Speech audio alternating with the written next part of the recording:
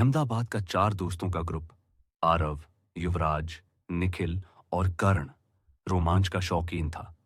सभी engineering college में पढ़ते थे और वीकेंड पर घूमने का प्लान बनाते रहते। उस शुक्रवार रात युवराज ने कहा, दोस्तों, इस बार कुछ हटके होना चाहिए। कैसा रहेगा अगर हम डूमस बीच चलते हैं? निखिल हंस पड़ा। अरे पागल, वहां तो लोग कहते हैं भूत प्रेत दिखते हैं। करण ने जोड़ा, यही तो मजा है। डर को चैलेंज करने का असली मजा वही है। बहुत बहस के बाद चारों ने तय किया कि शनिवार रात को डूमस बीच जाएंगे। रात के करीब 11 बजे वे गाड़ी से बीच पहुंच गए। चांद बादलों के बीच छिपा हुआ था और चारों तरफ सन्नाटा पसरा था। लहरें जब रेत से टकराती तो ऐसा लगता मानो कोई रो रहा हो। आरव ने फुसफुसाकर कहा, यार, यहां कुछ अजीब सी ठंडक है। लेकिन युवराज को पहले से ही बेचैनी हो रही थी। उसने कहा, दोस्तों, सुना है इस बीच पर आधी रात के बाद कुत्ते अचानक भौंकने लगते हैं और कई लोग गायब भी हो गए हैं। चारों जब बीच के बीचों बीच पहुंचे तो उन्होंने देखा कि रेत का रंग बाकी समुद्र तटों से अलग था, गहरी काली। निखिल ने रेत उठाकर हाथ में भर ली। यार, ये इतनी काली क्यों है, जैसे राख हो? आरव ने गंभीर होकर कहा, क्योंकि यहां सालों तक शव जलाए गए हैं। शायद राख मिलकर रेत का रंग काला कर गई। क्षण भर के लिए सब खामोश हो गए। लहरों की गूंज और हवा की सीटी उनके दिलों की धड़कनों से मिल रही थी। करीब आधी रात को अचानक दूर से किसी के कदमों की आहट सुनाई दी। चारों ने इधर उधर देखा, लेकिन वहां कोई नहीं था। फिर अचानक हवा के झोंके के साथ किसी ने मानो फुसफुसाकर कहा, वापस जाओ। युवराज डर के मारे कांप गया।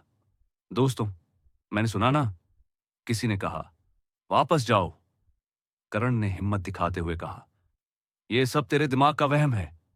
लेकिन तभी कुत्तों का झुंड अचानक वहां आकर जोर जोर से भौंकने लगा। उनकी आंखें चमक रही थीं, मानो कुछ अदृश्य चीज को देख रहे हों। आरव ने टॉर्च जलाई।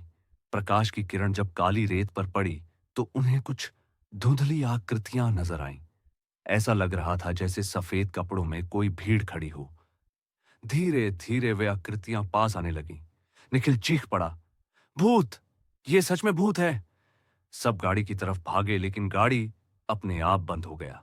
अचानक चारों को समुद्र किनारे एक औरत खड़ी दिखी। लंबे खुले बाल, सफेद साड़ी और चेहरा रेत से ढका हुआ। वह बिना पैर हिलाए उनकी तरफ बढ़ रही थी। उसकी आंखें चमक रही थीं और चारों को लगा कि उनके शरीर की ताकत जैसे खत्म हो रही है। आरव किसी तरह चीख कर बोला, भागो यहां से। लेकिन रास्ता घना धुंध से भर गया था। वे भागना चाहते थे, लेकिन उन्हें बार बार वही जगह दिख रही थी, जैसे वे किसी चक्रव्यूह में फंस गए हों। युवराज अचानक जमीन पर गिर पड़ा और बुरी तरह कांपने लगा। उसके मुंह से अजीब अजीब आवाजें आने लगीं। ये हमारी जगह है, यहां से जाओ। उसकी आंखें उलट गईं और चेहरा बिल्कुल बदल गया। लग रहा था जैसे किसी आत्मा ने उस पर कब्जा कर लिया हो।